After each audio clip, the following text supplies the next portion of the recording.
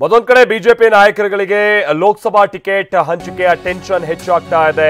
ಅದರಲ್ಲೂ ಚಿಕ್ಕಮಗಳೂರು ಜಿಲ್ಲೆಯಲ್ಲಿ ಬಣ ರಾಜಕಾರಣ ಅನ್ನುವಂಥದ್ದು ಭುಗಿಲೆದ್ದಿರುವಂಥದ್ದು ಇವತ್ತು ಮತ್ತೊಮ್ಮೆ ಜಗಜ್ಜಾಹೀರಾಗಿದೆ. ಜಿಲ್ಲಾ ಬಿಜೆಪಿ ಕಚೇರಿಯಲ್ಲಿ ಶೋಭಾ ಕರಂದ್ಲಾಜೆ ವಿರುದ್ಧವಾಗಿ ಕೇಂದ್ರ ಸಚಿವೆ ಸಿಟ್ಟಿಂಗ್ ಎಂಪಿ ಉಡುಪಿ ಚಿಕ್ಕಮಗಳೂರಿನ ಎಂಪಿ ಶೋಭಾ ಕರಂದ್ಲಾಜೆ ವಿರುದ್ಧ ದೊಡ್ಡ ಹೈಡ್ರಾಮಾವೇ ಕಂಡುಬಂತು. ಶೋಭಾ ಕರಂದ್ಲಾಜೆ ವಿರುದ್ಧವಾಗಿ ಕಾರ್ಯಕರ್ತರು ಇವತ್ತು ಪ್ರತಿಭಟನೆ ನಡೆಸಿದ್ದಾರೆ. ಯಾವುದೇ ಕಾರಣಕ್ಕೂ ಶೋಭಾ ಕರಂದ್ಲಾಜೆಗೆ ಟಿಕೆಟ್ ಕೊಡಬಾರದು ಅಂತ ಬಿಜೆಪಿ ಕಾರ್ಯಕರ್ತರು ಆಗ್ರಹಿಸಿದ್ದಾರೆ.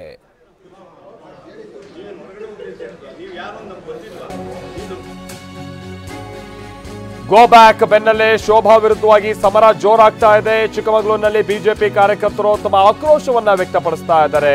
ಬಿಜೆಪಿಯ ಜಿಲ್ಲಾ ಕಚೇರಿಗೆ ನುಗ್ಗಿ ನಾಯಕರ ಎದುರೇ ಕಾರ್ಯಕರ್ತರು ಗರಂ ಆದ್ರು. ಅದರಲ್ಲೂ ಮಾಜಿ ಗೃಹ ಸಚಿವರಾಗಿರುವಂತಹ ಅರಗ ಜ್ಞಾನೇಂದ್ರ ಎದುರು ತಮ್ಮ ಆಕ್ರೋಶವನ್ನ ವ್ಯಕ್ತಪಡಿಸಿದ್ರು. ಯಡಿಯೂರಪ್ಪನವರು ಹೇಳಿದ್ರು ಶೋಭಾ ಕರಂದ್ಲಾಜೆ ಅವರಿಗೆ ತೇಜುಕುಮಾರ್ ಫಾರ್ಮ್ ಎಕ್ವಿಪ್ಮೆಂಟ್ ಬಿಸ್ನೆಸ್ ಮಾಡಿ ವರ್ಷಕ್ಕೆ 25 ಲಕ್ಷ ಗಳಿಸ್ತಿದ್ದಾರೆ. ನೀವು ಕೂಡ ಅವರಿಂದ ಕಲಿಬೇಕಾ? ಅವ್ರ ಜೊತೆ ವಿಡಿಯೋ ಕಾಲ್ ನಲ್ಲಿ ಮಾತಾಡಬೇಕಾ?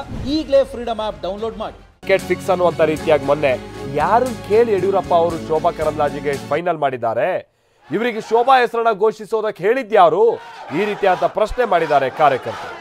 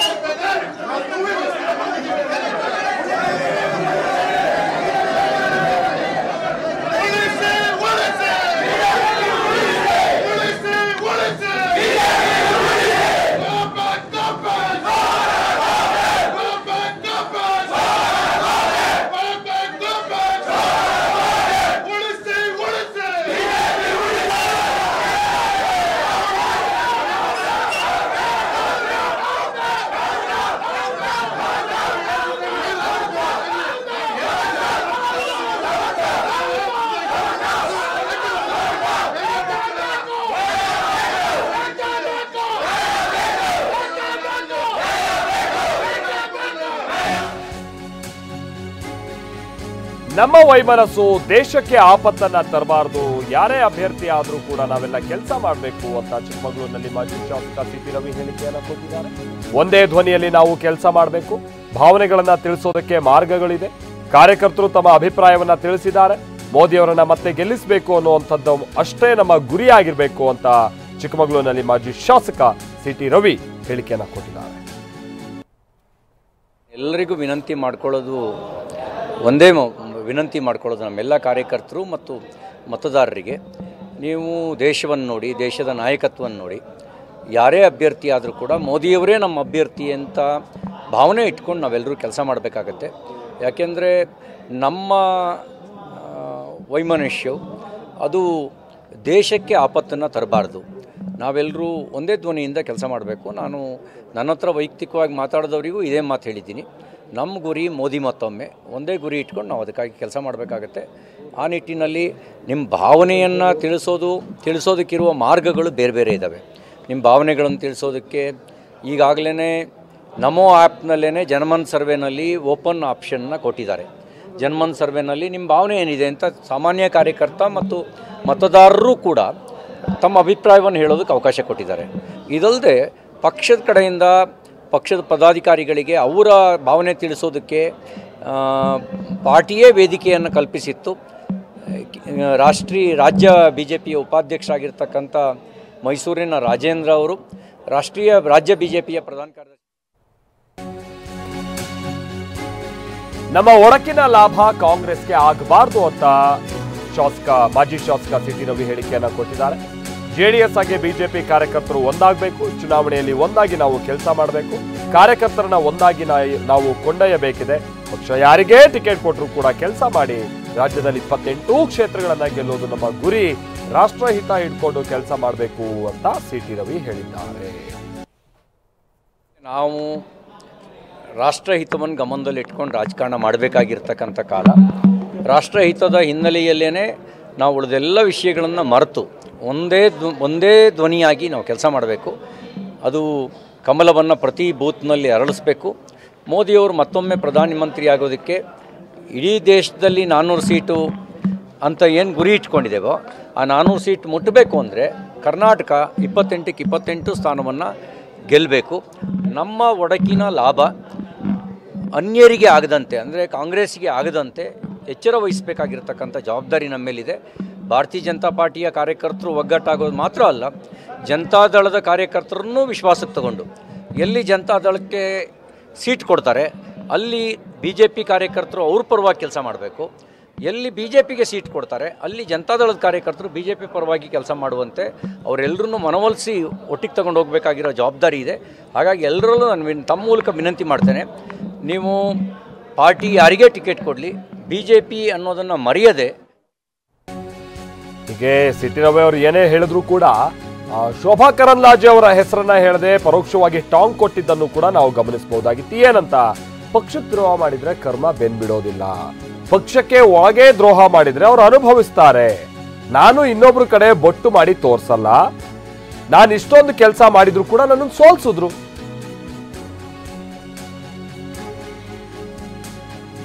ಅತಿ ವಿಶ್ವಾಸ ಕೂಡ ಸೋಲಿಗೆ ಕಾರಣ ಆಗುತ್ತೆ. ಅವರವರ ಕರ್ಮವನ್ನ ಅವರೇ ಅನುಭವಿಸಬೇಕು ಅಂತ ಸೋಲಿನ ಬಗ್ಗೆ ಸಾರ್ವಜನಿಕವಾಗಿ ನಾನು ಚರ್ಚಿಸೋದಿಲ್ಲ ಅಂತಾನು ಸಿಟಿ ರವಿ ಹೇಳಿದ್ದಾರೆ. ಈ ಮುಖ್ಯವಾಗಿ ಶೋಭಾ ಕರಂದ್ಲಾಜೆ ಅವರಿಗೆ ಪರೋಕ್ಷವಾಗಿ ಟಾಂಗ್ ಕೊಟ್ಟಂತ ರೀತಿಯ ಕಂಡು ಬರ್ತಾ ಇತ್ತು ಸಿಟಿ ರವಿ ಅವರ ಸ್ಟೇಟ್ಮೆಂಟ್.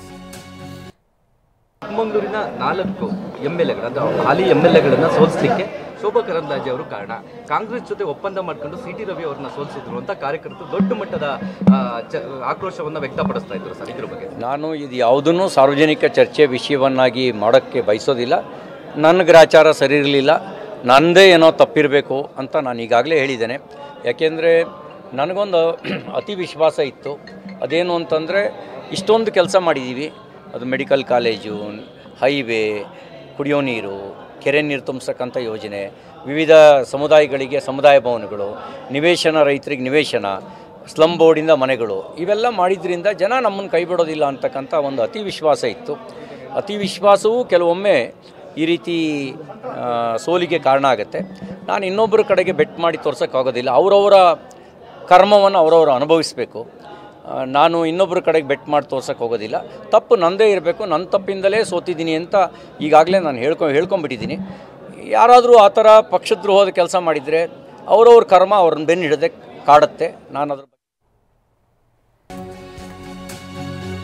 ಹೀಗೆ ಬಹಳ ವಿರೋಧ, ಗೋ ಬ್ಯಾಕ್ ಶೋಭಾ ಕರಂದ್ಲಾಜೆ ಅನ್ನುವಂತ ಕೂಗು, ಗಲಾಟೆ, ಇದೆಲ್ಲದರ ನಡುವೆ ನಿರ್ವಹಣಾ ಸಭೆ ಇವತ್ತು ರದ್ದಾಗಿದೆ.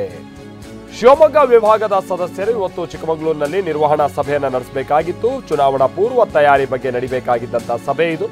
ಆದರೆ ಬಿಜೆಪಿ ಜಿಲ್ಲಾ ಕಚೇರಿಯ ಅಂದ್ರೆ ಪಾಂಚಜನ್ಯದಲ್ಲಿ ನಡಿಬೇಕಾಗಿದ್ದಂಥ ಸಭೆ ಆರಂಭಕ್ಕೂ ಮುನ್ನವೇ ಕಾರ್ಯಕರ್ತರು ಬಹಳ ಆಕ್ರೋಶ ವ್ಯಕ್ತಪಡಿಸಿದಂಥ ಕಾರಣಕ್ಕಾಗಿ ಸಭೆಯನ್ನ ರದ್ದು ಮಾಡಿ ಅಲ್ಲಿಂದ ಹೊರಟು ಹೋಗಿದ್ದಾರೆ ಅರಗ ಜ್ಞಾನೇಂದ್ರ ಹಾಗೆ ಭಾನುಪ್ರಕಾಶ್.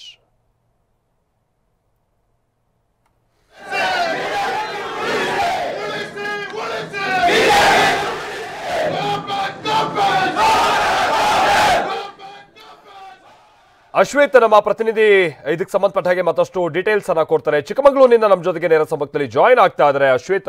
ಇಲ್ಲಿ ಶೋಭಾ ಕರಂದ್ಲಾಜೆ ಅವ್ರು ಏನೇ ಹೇಳಿರ್ಬೋದು, ಕೆಲವರು ದುಡ್ಡಿನ ಮದದಿಂದ ಹಾಗೆ ಮಾಡ್ತಾ ಇದ್ದಾರೆ, ಎಲ್ಲೋ ಕೆಲವರು ಊಹಾಪೋಹವನ್ನ ಈ ರೀತಿಯಾಗಿ ಸೃಷ್ಟಿಸ್ತಾ ಇದ್ದಾರೆ, ಕೆಲವರು ಷಡ್ಯಂತ್ರ ಇದು ಅನ್ನುವಂಥದ್ದು ಅವ್ರು ಏನೇ ಹೇಳಿದ್ರು ಕೂಡ ಇವತ್ತು ದೊಡ್ಡ ಮಟ್ಟದಲ್ಲಿ ಶೋಭಾ ಕರಂದ್ಲಾಜೆ ಅವರ ವಿರುದ್ಧವಾಗಿ ತಮ್ಮ ಸಿಟ್ಟನ್ನ ಕಾರ್ಯಕರ್ತರೇ ವ್ಯಕ್ತಪಡಿಸಿದ್ದಾರೆ. ಒಳಗಿರುವಂತ ಪಿತೂರಿಗಳು ಅಥವಾ ನಡೀತಾ ಇರುವಂತ ತಂತ್ರಗಳು, ಪ್ರತಿತಂತ್ರಗಳು ಏನೇನಾಗಿದೆ ಅನ್ನುವಂಥದ್ದು ಇವತ್ತು ಕಂಡು ಬರ್ತಾ ಇತ್ತು. ಓವರಾಲ್ ಆಗಿ ಏನೇನಾಯ್ತು ಅಲ್ಲಿ ಅಶ್ವೇತ್? ಖಂಡಿತವಾಗ್ಲೂ ಮಲ್ತೇಶ್, ಕಳೆದ 1 ತಿಂಗಳಿಂದ ಚಿಕ್ಕಮಗಳೂರಿನಲ್ಲಿ ಗೋ ಬ್ಯಾಕ್ ಶೋಭಾ ಅಭಿಯಾನನ ಬಿಜೆಪಿಯ ಕಾರ್ಯಕರ್ತರು ಸಾಮಾಜಿಕ ಜಾಲತಾಣದಲ್ಲಿ ಒಂದು ಆರಂಭವನ್ನು ಮಾಡಿದ್ರು. ಇದಕ್ಕೆ ಸಂಬಂಧಪಟ್ಟಂತೆ ಶೋಭಾ ಕರಂದ್ಲಾಜೆ ಅವರು ಚಿಕ್ಕಮಗಳೂರಿನಲ್ಲಿ ನನ್ನ ವಿರುದ್ಧ ಷಡ್ಯಂತ್ರವನ್ನು ಮಾಡಲಾಗ್ತದೆ, ಜೊತೆಗೆ ಕೆಲವರಿಗೆ ಹೆಣ್ಣು ಮಕ್ಕಳು ಯಾವುದೇ ಒಂದು ಕ್ಷೇತ್ರದಲ್ಲೂ ಬೆಳಿಬಾರ್ದು, ಆ ನಿಟ್ಟಿನಲ್ಲಿ ಕೆಲವರು ಕುತಂತ್ರವನ್ನು ಮಾಡ್ತಾರೆ, ಇದು ಕೂಡ ರಾಜಕೀಯದ ಒಂದು ಭಾಗ ಅಂತ ಹೇಳಿದ್ರು. ಜೊತೆಗೆ ಯಡಿಯೂರಪ್ಪನವರೇ ಖುದ್ದು ಚಿಕ್ಕಮಗಳೂರಿಗೆ ಬಂದು ಬಿಜೆಪಿಯ ಮುಖಂಡರ ಜೊತೆ, ಅಂದರೆ ಚಿಕ್ಕಮಗಳೂರಿನ ಜಿಲ್ಲಾ ಮಟ್ಟದ ನಾಯಕರುಗಳ ಜೊತೆ ಒಂದು ಸಭೆಯನ್ನು ನಡೆಸಿ ಮಾಧ್ಯಮಕ್ಕೂ ಕೂಡ ಹೇಳಿಕೆಯನ್ನು ನೀಡಿದ್ರು. ಇದು ಶೋಭಾ ಕರಂದ್ಲಾಜೆ ವಿರುದ್ಧ ಷಡ್ಯಂತ್ರದ ಒಂದು ಭಾಗವಾಗಿ ಕಾರ್ಯ ಮಾಡ್ತಾ ಇದ್ದಾರೆ.